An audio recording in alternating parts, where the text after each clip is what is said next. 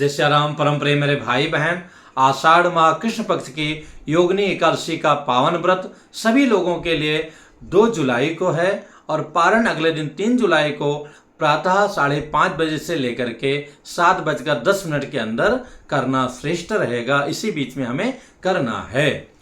योगिनी एकादशी के ही दिन जो है हमारे जो दादा गुरु जी थे ब्रह्मलीन ब्रह्मस्वरूप श्री डोरावा बाबा जी महाराज, उनका महाप्रयाण जो है वृंदावन में हुआ था।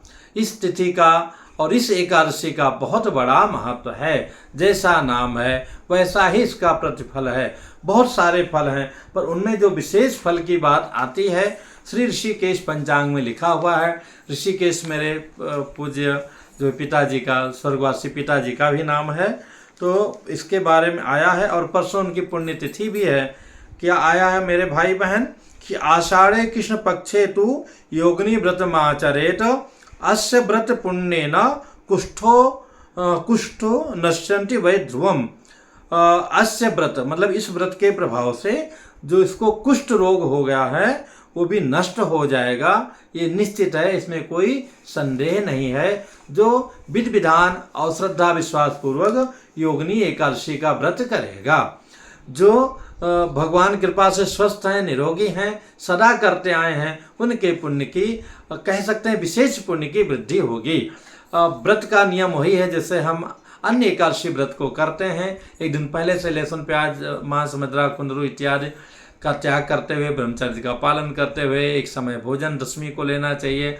और एकादशी के दिन प्रातः उठ करके आसपास कोई तीर्थ नदी तालाब हो वहाँ जा कर के स्नान करना चाहिए। हाँ, सोने के पहले यानी कि दशमी की रात्रि में ही हमें मंजन इत्यादि कर लेना चाहिए, क्योंकि एकादशी के दिन जो है मंजन करना, शेविंग करना, आफ्टर शेव का यूज और लिपस्टिक है, ये सब जितने परफ्यूम हैं, इन सब जो कृत्रिम जो है प्रसाधन है, इन सब का प्रयोग हमें नहीं करना चाहिए।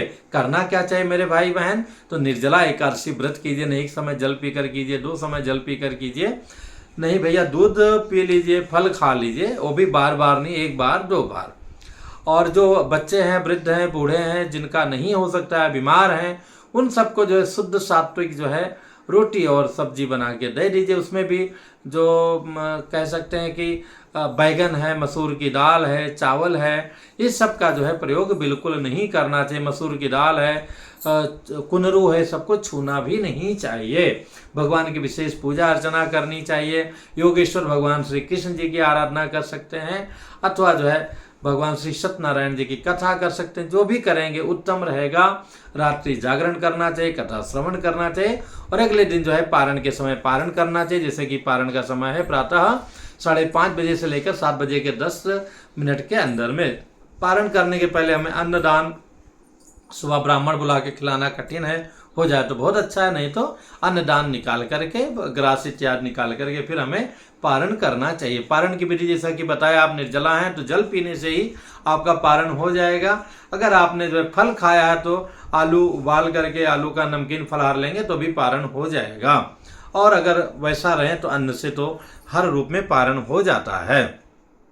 इसकी कथा आती है युधिष्ठिर जी के बारंबार पूछने पर भगवान श्री कृष्ण जी, बारंबार नहीं एक ही बार निवेदन करने पर भगवान श्री कृष्ण जी जो है युधिष्ठिर जी को बताते हैं कि प्राचीन समय में जो अलकापुरी में जो है इंद्र का पूरा दरबार लगता था, और वो भगवान शिव जी के परम भक्त थे, पूजा करते थे। और उनके यहाँ पर हेम नामक जो है माली था, जो रोज जो है ला करके उनको विशेष जो है सरोवर से, मानसरोवर से कमल ला करके पूजा करने के लिए देता था। उसकी पत्नी का नाम था विशालाक्षी। तो ऐसे एक बार जो है गया, कमल तो लेकर के आ गया और इनको पूजा करने के लिए देने नहीं आए, क्योंकि वो तैयार होके जा ही रहा था। तो पति पत्नी में अंतरंग जो है क्रियाएं प्रारंभ हो गई, एक दूसरे के प्रति मोहित हो गए, जो भी सांसारिक चीज़ें होती हैं, जिसके कारण वो इंद्र भगवान जो है प्रतीक्षा करते रहे। और बाद में उन्होंने सेवकों को भेजा कि जाके देखो क्या बात है, तो पता चला ये लोग यहाँ पर कामांध थे। बाद में जाके उनको सूचित करते हैं, पीछे से लोग भी जाके वहाँ उपस्थित होते हैं, क्षमा मांगते हैं, लेकिन बहुत दुखी थे कि तुम लोग जो है इतने पुण्य कर्म के बीच में पापियों वाला कर्म किए हो, तुमको शरीर से इन चमड़ों से इतना लगाव है जाओ तुम्हें कुष्ठ रोग हो जाए, ऐसा श्राप दे करके। और दोनों लोग जो इतने प्रेम में लिप्त हो वियोगित जीवन जो है जियो। दोनों पृथ्वी पर आते हैं, कुष्ठ रोगी बन जाते हैं, वियोगित जीवन जी रहे होते हैं।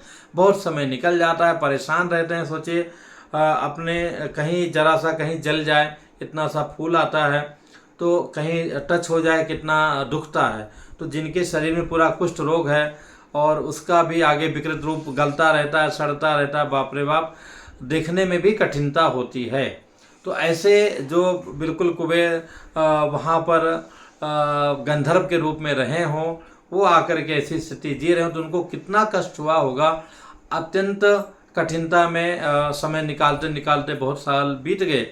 फिर वो भटकते भटकते जो है कह सकते हैं जो दीर्घायु जो है, अत्यंत दीर्घायु ऋषि हैं मार्कंडेय ऋषि, उनके दरबार में, उनके आश्रम में पहुंचते हैं, उनके चरणों में गिर पड़ते हैं, रोने लगते हैं कि महाराज हमारा उद्धार कैसे हो बताइए।